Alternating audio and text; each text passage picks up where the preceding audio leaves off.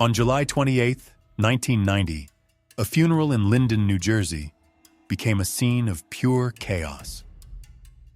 The man in the coffin was Vinh Vu, known on the street as Amigo, one of the most visible young figures inside a Vietnamese gang called Born to Kill. He was only 21 years old.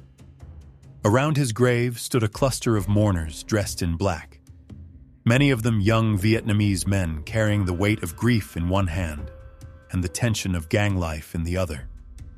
There was incense drifting in the summer air. There were folded paper offerings, old traditions brought across the Pacific by a refugee community trying to preserve dignity in a country where dignity had often been in short supply. For a few brief moments, the funeral looked like what it was supposed to be, a final act of respect for someone lost too young. Then 3 Asian men approached the grave carrying flowers. No one screamed. No one ran. At first, it looked ordinary, almost ceremonial. But in seconds, the flowers dropped, guns came out, and the stillness of the cemetery shattered under a storm of gunfire. Men in suits dove behind headstones. Others reached for their own weapons and fired back. Mourners scattered between graves, slipping in the dirt, crashing into monuments, trying to survive in a place that was supposed to belong to the dead. It was obscene. A burial had turned into an ambush. A cemetery had turned into contested ground.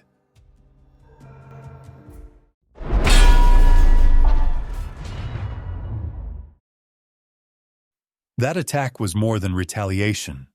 It was a message with no room for misunderstanding.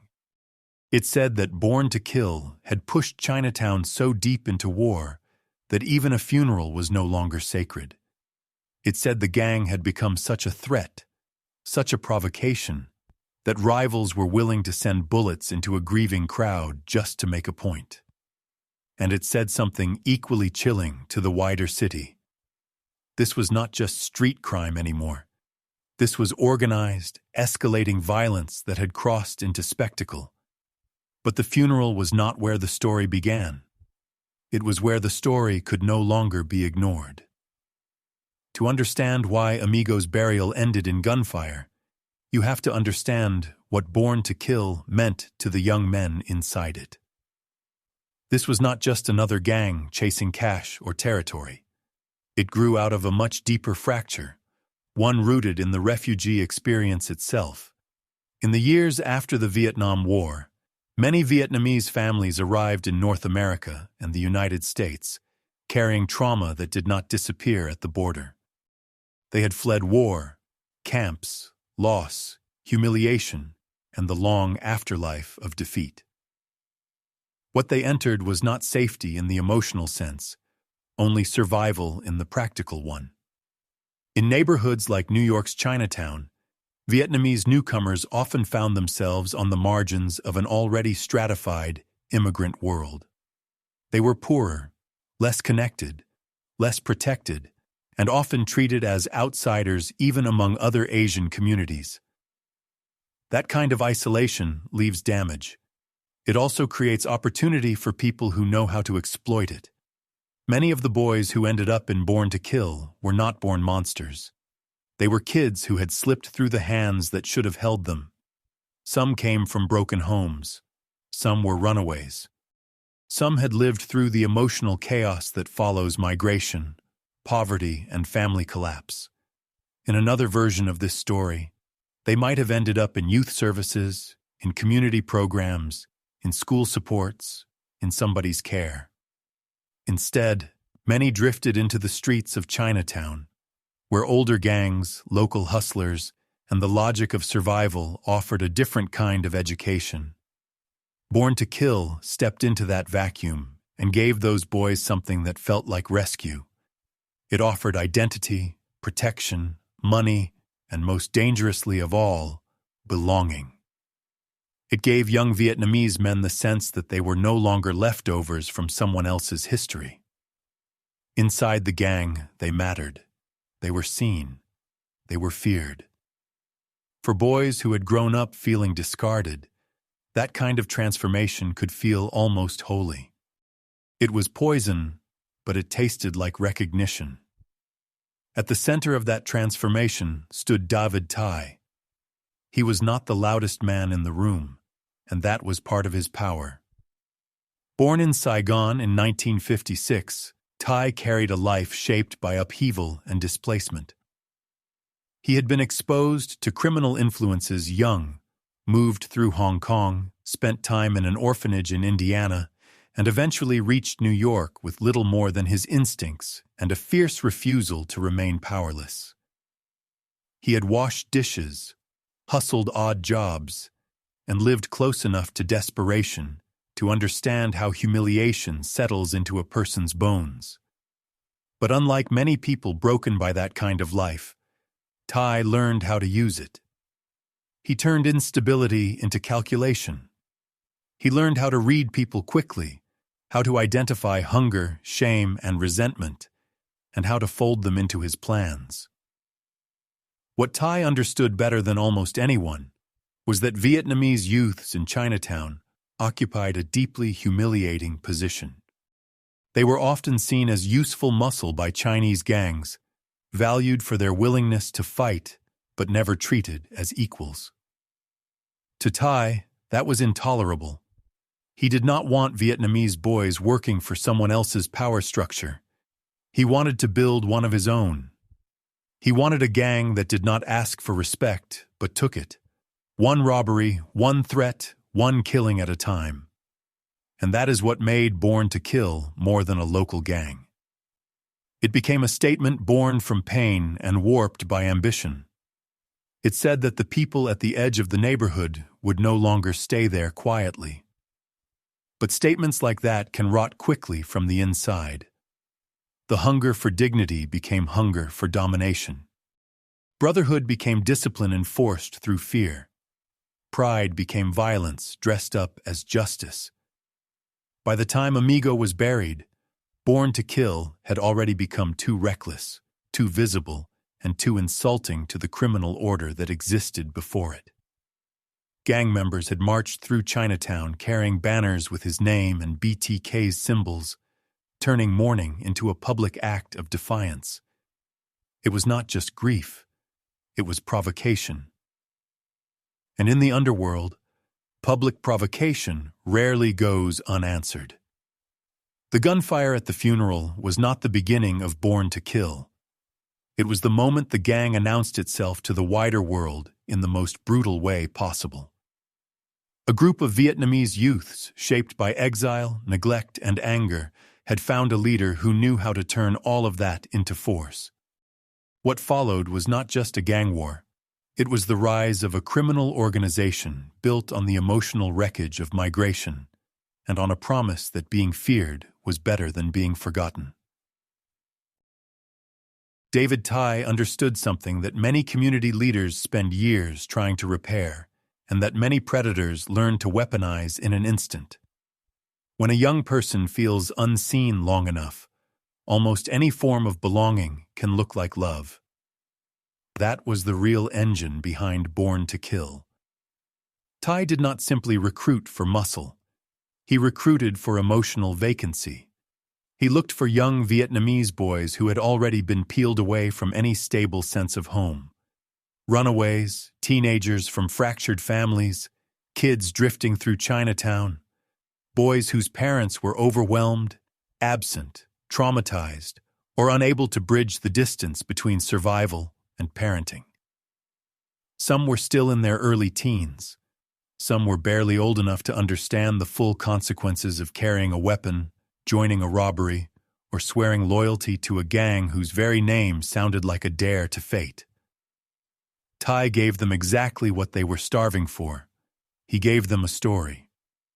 Inside BTK, they were not neglected sons or invisible immigrants.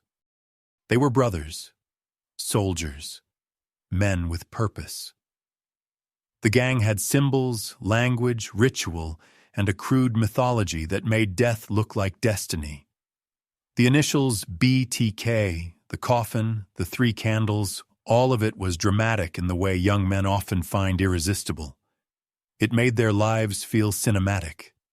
It made them feel part of something larger and darker than the ordinary grind of poverty and exclusion. When the outside world treated them like they did not belong, the gang told them they belonged completely. That is how manipulation works when it is done well. It rarely begins with terror. It begins with recognition. Thai gave recruits shelter, spending money, access to women, drugs, status, and the protection that comes from moving in a pack. But beyond that, he gave them ideology. He tapped into a real wound inside the Vietnamese refugee experience, the humiliation of displacement, the feeling of being judged, the sense of being used by others but never fully accepted. He told these boys that Chinese gangs looked down on them, that America ignored them, that nobody would ever hand them dignity. If they wanted respect, they would have to seize it themselves. In that message there was a kernel of truth, but Thai twisted truth into permission. He turned collective pain into a recruitment strategy and convinced vulnerable boys that violence was not just profitable, but necessary. Once that belief took hold, Born to Kill grew fast. The gang developed a reputation for being younger, harsher, and far more reckless than the older organizations that dominated Chinatown. Existing gangs had their own brutal methods, but they also had history, connections, and systems of control. BTK had volatility. It robbed stores, extorted vendors, pressured massage parlors, hit restaurants, and targeted anyone unlikely to call police. Canal Street became one of its major hunting grounds. Small business owners, many of them immigrants themselves, became trapped in a cycle of fear. They handled cash, worked long hours, distrusted authorities, and knew that one refusal could bring disaster to their doorstep. For Born to Kill, those businesses were not just income. They were evidence of power. At times, the gang was believed to be pulling in thousands of dollars a day. Dozens of market stalls were said to be under pressure. Thai also built money through counterfeit Rolex watches, using the thriving market in imitation luxury goods as a bridge between street hustle and organized crime. This mattered because it showed that he was not simply a reckless street boss. He was building an enterprise. Violence was one pillar, but profit, mobility, and expansion were just as important to him. The public violence, however, is what made BTK impossible to ignore. One of the most revealing aspects of Thai's leadership was how calm he remained in moments that ended with bloodshed. He did not need to posture. He did not need to roar.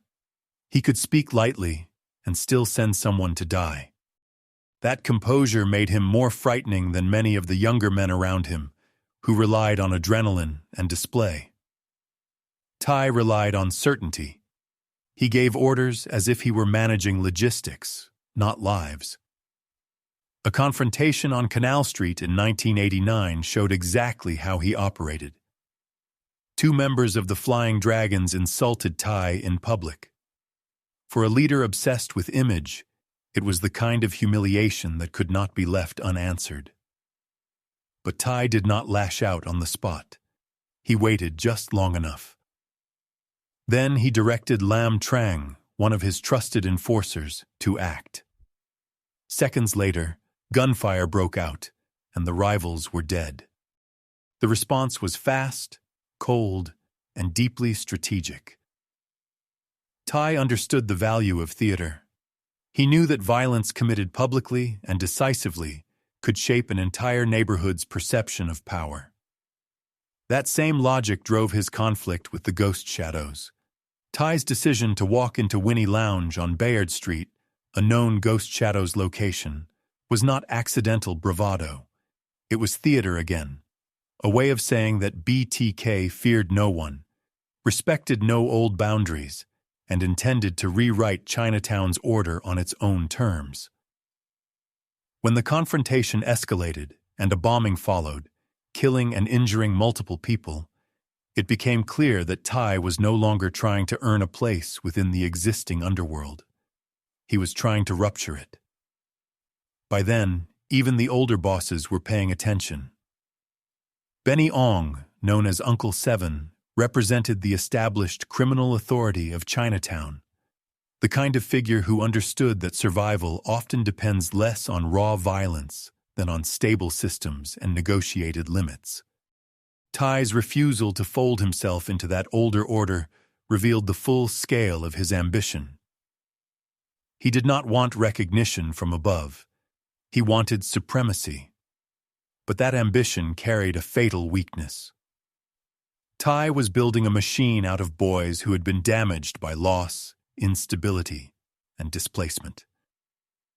He gave them a banner and called it family. He gave them fear and called it loyalty. He gave them revenge and called it pride. For a while it worked. In fact, it worked far too well. That is why Born to Kill became one of the most feared Asian gangs in America. But any organization built on wounded identity and enforced devotion is also building its own collapse. The same emotional hunger that makes young men easy to recruit can make them easy to break. And when the pressure intensified, the myth of brotherhood began to crack. The fall of Born to Kill was not sudden. It was a slow unraveling of the lie that had held the gang together. Tai had built BTK on the language of family, but it was a family governed by fear. Everyone inside it understood that status could disappear overnight, that failure carried consequences, and that loyalty was expected without question. That kind of structure can look powerful from the outside, especially to boys desperate for certainty. But inside it creates permanent instability. Fear can enforce obedience. It cannot create trust. And when trust is absent, every arrest, every mistake, every sign of weakness starts to open cracks. The gang began to bleed from both ends. Internally, its recklessness was already taking lives. In one robbery, a BTK member accidentally shot another member, proof that the gang's own chaos could be as deadly as any rival. Then came an even more devastating blow. 3 BTK members, including boys still in their mid-teens, were abducted from a karaoke bar and later found executed in Ghost Shadow's territory. It was a brutal statement from the older criminal order. Born to Kill had tried to present itself as untouchable, but the bodies told a different story. Tai's gang could terrorize the vulnerable. That was never in doubt. What it could not do was permanently overpower more entrenched organizations on their own ground. The killing of Amigo and the cemetery ambush that followed drove that point home publicly. BTK was no longer just attacking. It was being hunted, embarrassed, and forced into open conflict it could not fully control. For Tai, this required adaptation. If Chinatown had become too dangerous to dominate, then the center of gravity had to shift. So he changed the model. Instead of concentrating all power in one neighborhood, Tai spread the gang outward. Members moved across different states, living more fragmented lives while still remaining under central influence. Bridgeport, Connecticut, became one important node. Other places followed. The method evolved, but the logic remained the same. Identify vulnerable businesses, especially within Asian communities, where fear, cash, and distrust of law enforcement created ideal conditions for predatory crime. Jewelry stores became prime targets. Brothels were established. Robberies expanded. A single heist in 1991 reportedly brought in around $360,000. This decentralized approach made Born to Kill harder to track. Members no longer looked like one concentrated gang roaming the same streets. They looked like workers, drifters, tenants, men scattered across state lines with no obvious connection beyond ethnicity and occasional travel. But beneath that apparent dispersion was an organized network held together by meetings, planning, and Ty's authority. In a way, he had shifted from gang boss to criminal coordinator, trying to turn chaos into a mobile business model. For a while, the strategy worked, but it also increased the strain on everyone involved. Ty grew more cautious and more paranoid. Weapons training intensified. Security became tighter. Trusted figures such as Tran Ngoc Lan helped manage operations. The gang still met regularly, often returning to New York to plan jobs and distribute roles. But the more the organization spread, the more it depended on the silence and steadiness of people who were never truly secure to begin with. These were not lifelong soldiers bound by ideology alone. Many were frightened young men shaped by poverty, trauma, and the constant threat of prison or death. That was the environment in which Tin Ngo became the turning point. Ngo was not an outsider. He had been close enough to Ty to matter. At one point, Ty confronted him over missing money. Ngo, terrified, fell to his knees and begged for mercy. Ty spared him. But sparing someone in a fear-based system does not always create gratitude. Sometimes it creates clarity. Ngo understood in that moment that his place in the gang depended entirely on Ty's mood and advantage. Whatever illusion of brotherhood remained started to collapse. Later, when Ngo was arrested in connection with a robbery, he made the choice that fear-based organizations always invite sooner or later. He chose survival. He agreed to cooperate with authorities. That decision was catastrophic for Born to Kill because it gave law enforcement something they had struggled to assemble fully from the outside: structure. An informant inside a gang does not just provide names. He reveals relationships, routines, chains of command, operational habits, and the difference between rumor and fact. With Ngo's help, investigators could stop reacting to isolated crimes and start mapping the organization as a whole. Authorities had already begun to do that work patiently.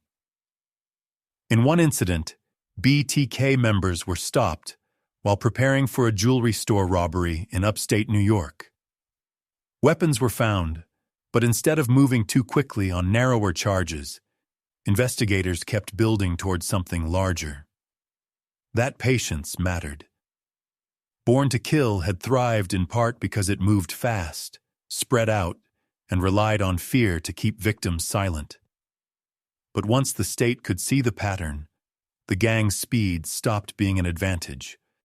In January 1992, David Ty and 22 members of Born to Kill were charged under RICO, the legal tool designed to dismantle organized criminal enterprises rather than merely punish individual offenses one by one.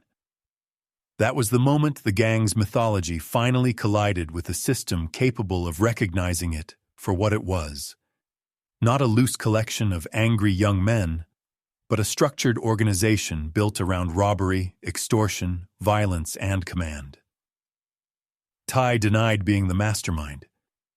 He tried to soften the image, at times suggesting the group had been more like a support network for homeless Asian youth. It was a remarkable reversal. The same gang once sold internally as a brotherhood of feared men was now being framed as misunderstood community care. But the evidence was stronger than the story. On October 23, 1992, Ty was sentenced to life in prison. More than 20 associates received sentences ranging from 10 to 60 years. Legally, that was the end of Born to Kill. Socially and emotionally, it was not so simple. What made BTK disturbing was never just the violence. It was what the violence grew out of. Thai did not create refugee trauma, family fracture, or immigrant marginalization. He exploited them. He found that young men carrying inherited pain and taught them that fear could be a substitute for dignity. He turned exclusion into identity, identity into aggression, and aggression into profit. That is why the story matters beyond crime. It shows what can happen when vulnerable youth are left to build meaning in places where the only institutions still recruiting them are gangs. That is the scar born to kill left behind. Not only in prison sentences, and not only in bloodshed, but in the recognition that communities already burdened by war and displacement can suffer a second kind of damage when the systems meant to hold young people up fail to reach them in time.